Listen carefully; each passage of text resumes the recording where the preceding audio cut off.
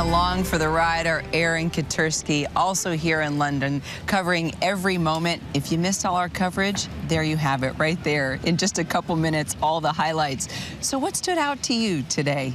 This was an incredible coming together, Kira, of crown and state and church in a uniquely British display of pageantry and ceremony to remember Queen Elizabeth II. And I was struck that the last time these scenes were played out on these very same streets was 1952, and the pictures were in black and white.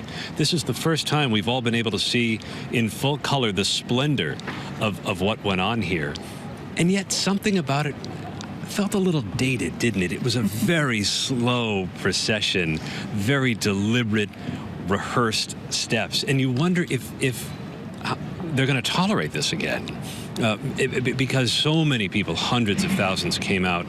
And I wonder whether they'll do it for a future monarch. But today was extraordinary. My favorite part, I think, was as the hearse was finally pulling up to Windsor Castle to conclude the day, you could still see the flowers that had been tossed by the crowd on the hood of the vehicle.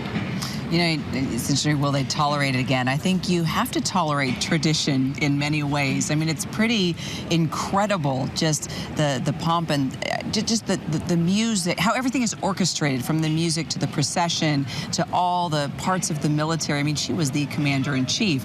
But inside the funeral, the blessings, the prayers, the hymns specifically, they all had a certain type of symbolism. It's everything that the Queen wanted. As much of this was for the world to see and for the nation to see, there were personal touches to both the service here at Westminster Abbey and then again at Windsor Castle at St. George's Chapel.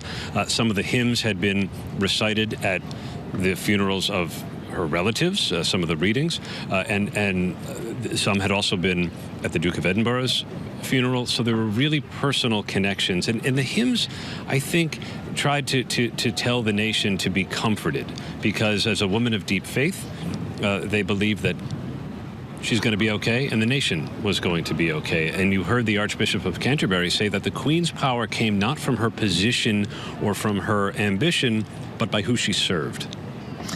If the walls could talk inside Westminster Abbey, this beautiful medieval place behind us, she was married there, she was coronated there, just decades of history. These were her wishes, and this is what she wanted, the first monarch to have a funeral here since 1760. And there's a whole meaning in the choice, because she had such a personal connection to this place, and indeed to all of these streets around here.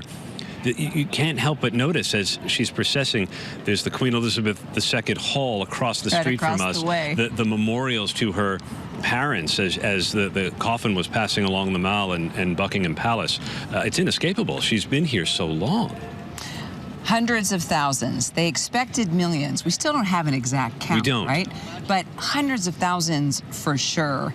And we talk about she's finally in her resting place. She's with the love of her life.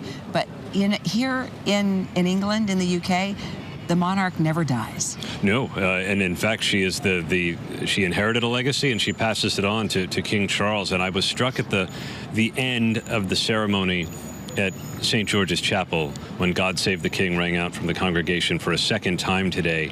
And you could see the lines etched in Charles's forehead. And you wonder if he was a bit emotional maybe and overwhelmed, understanding the inheritance that he was taking from his mother. He left her a personal message in the card with the flowers that adorn the coffin. And I think the cliche is, you know, heavy is the head that wears the crown, but Charles seemed to feel it today. We're going to talk actually about that personal message a little later on in the newscast. Aaron, thank you so much. Thanks, Kara. Hi, everyone. George Stephanopoulos here. Thanks for checking out the ABC News YouTube channel. If you'd like to get more videos, show highlights, and watch live event coverage, click on the right over here to subscribe to our channel. And don't forget to download the ABC News app for breaking news alerts. Thanks for watching.